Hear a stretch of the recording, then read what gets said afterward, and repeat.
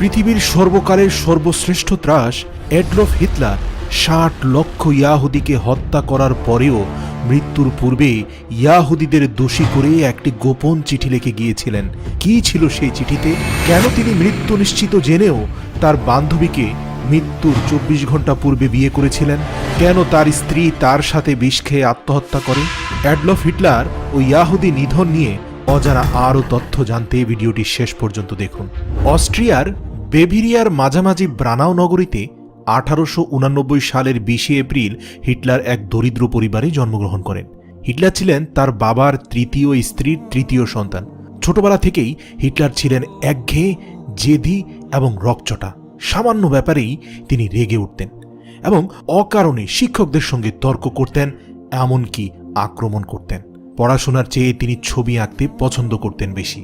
প্রথম জীবনে স্কুলে ভর্তি হলেও অর্থের অভাবে শেষ পর্যন্ত তার পড়াশোনা করা হয়নি। মা মারা গেলে সংসারের সব বন্ধন ছিন্ন করে হিটলার চলে যান ভিয়েনায়। সেখানে তিনি প্রথমে দিনমজুরের কাজ শুরু করেন এবং কর্মজীবনের প্রথম থেকে তিনি বুঝতে পারেন এ পৃথিবীতে ইয়াহুদিরা শান্তিতে কোনো ধর্মের মানুষকে কাজও করতে দিবে না, বসবাসও করতে দিবে না। তখন থেকে তার অন্তরে ইয়াহুদিদের প্রতি বিদ্বেষ তৈরি হয়। ভিয়েনায় থাকাকালীন তার মনের মধ্যে প্রথমে জেগে ওঠে প্রবল ইয়াহুদি বিদ্বেষ। ১৯১২ সালে তিনি ভিয়েনা ছেড়ে চলে আসেন মিউনিখে। এখানে অনেক দুঃখ কষ্টের মধ্যে ২ বছর পার করলেন এবং ১৯১৪ সালে বিশ্বযুদ্ধ শুরু হলে হিটলার সৈনিক হিসাবে যুদ্ধে যোগ দেন। এরপর আস্তে আস্তে তার রাজনৈতিক ক্যারিয়ার শুরু হতে থাকে। ১৯৩৪ সালে তৃণমূল থেকে উঠে আসা চৌকস হিটলার এক পর্যায়ে নিজেকে জার্মান রাষ্ট্রের সর্বোচ্চ নেতা ফুয়েরার হিসেবে ঘোষণা করেন এবং অল্প দিনের মধ্যেই নিজেকে দেশের অবিসংবাদিত নেতা হিসেবে প্রতিষ্ঠিত করেন। ১৯৩৫ সালে তিনি এক নতুন আইন চালু করেন। আইনের মাধ্যমে তিনি দেশের নাগরিকদের ২টি ভাগে বিভক্ত করলেন, কারণ তিনি শুরু থেকে চেয়েছিলেন তার দেশে একজন ইয়াহুদিকেও তিনি থাকতে দিবেন না। তাই কৌশল করে এ আইনে ইয়াহুদিরা জার্মানিতে বসবাসের অধিকার পেলেও নাগরিকত্ব হারিয়ে ফেলে। হিটলার তার সমস্ত ক্ষমতার নিয়োগ করলেন সামরিক শক্তি বৃদ্ধিতে।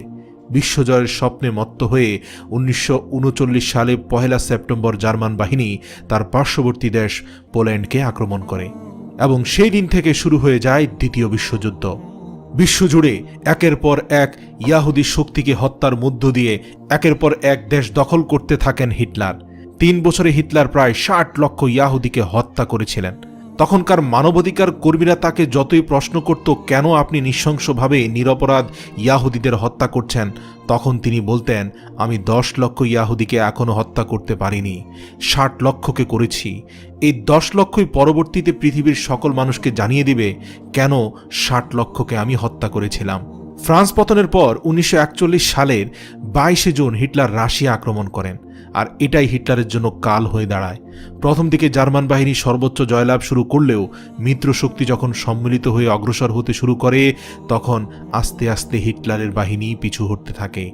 ২৯ এপ্রিল হিটলারের সর্বশেষ ভরসা স্টেইন এর সৈন্যবাহিনী ধ্বংস হয়ে যায়, যারা ছিল সবচেয়ে চৌকস বাহিনী। হিটলার তখন বুঝতে পারেন তার স্বপ্ন চিরদিনের মতোই শেষ। বার্লিনের শেষ প্রান্তে রুশ বাহিনীর কামানের শব্দ শোনা যাচ্ছে। এই পরিস্থিতিতে হিটলার তার সঙ্গিনী ইভাকে বার্লিন ছেড়ে চলে যাওয়ার প্রস্তাব দেন, কিন্তু ইভা তা গ্রহণ করেননি। ২৯ এপ্রিল মধ্যরাতে বাংকারের মধ্যেই ছোটখাটো আয়োজনের মধ্য দিয়ে হিটলার ইভাকে বিয়ে করেন। বিয়ের পর হিটলার তার সঙ্গীতের সঙ্গে শ্যাম্পেইন পান করেন। ভাবা যায় কতটা বিকৃত মস্তিষ্কের লোক হলে মৃত্যু নিশ্চিত জেনেও শ্যাম্পেন পান করতে পারে, আবার বিয়েও করতে পারে। এবং মৃত্যুর কয়েক ঘন্টা পূর্বে ঠান্ডা মাথায় ২টি চিঠি লেখেন। একটি চিঠিতে তার সকল কর্মকাণ্ডের জন্য দায়ী করেন ইয়াহুদিদেরকে। সেখানে তিনি লিখেন, পৃথিবীর জন্য হুমকিস্বরূপ একটি জাতি, তারা হলো ইয়াহুদি। আর অন্যটিতে নিজের সব সম্পত্তি তার পার্টিকে দান করে যান, তথা পুরো জার্মান রাষ্ট্রটাকেই দান করে যান। ৩০ এপ্রিল ১৯৪৫ সাল বার্লিনের চারদিক অবরোধ করে ফেলেছে লাল ফৌজ। হিটলার বুঝতে পারেন যে কোনো মুহূর্তে তিনি লাল ফৌজ বাহিনীর হাতে বন্দী হতে পারেন। ওই দিন বিকাল ৩:৩০টার দিকে তিনি বাংকার থেকে ৫০০ মিটার দূরে গিয়ে তার সহযোগীদের সঙ্গে শেষবারের মতো দেখা করে এলেন। এ সময় তিনি তার সহযোগীদের বললেন তার মৃত্যুর পর যেন তার লাশ এমনভাবে পোড়ানো হয় যে তার দেহের একটি অংশ যেন শত্রুদের হাতে না পড়ে। এর কিছুক্ষণ পরে গুলির শব্দ শোনা গেল। হিটলার নিজেই পিস্তল দিয়ে আত্মহত্যা করলেন, আর এর আগেই তার সদ্য বিবাহিত বউ ইভা বিষপান করে দুজনে হাতে হাত মিলিয়ে আত্মহত্যা করেন। চারদিক থেকে তখন গোলা এসে পড়েছে। তখন হিটলারের দুই সেনা তার মৃত্যুদেহ কম্বল দিয়ে মুড়িয়ে বাগানে নিয়ে এলো। সেই অবস্থাতেই তাদের পেট্রোল ঢেলে আগুন লাগিয়ে দেয়া হলো। গোটা বিশ্ব যখন ধ্বংসের খেলায় মেতে রইল, আর ঠিক সেই মুহূর্তে নিজের ধ্বংসটা যেন এক প্রকার সেলিব্রেশন করলেন অ্যাডলফ হিটলার নামের মস্তিষ্ক বিকৃত এই স্বৈরশাসক।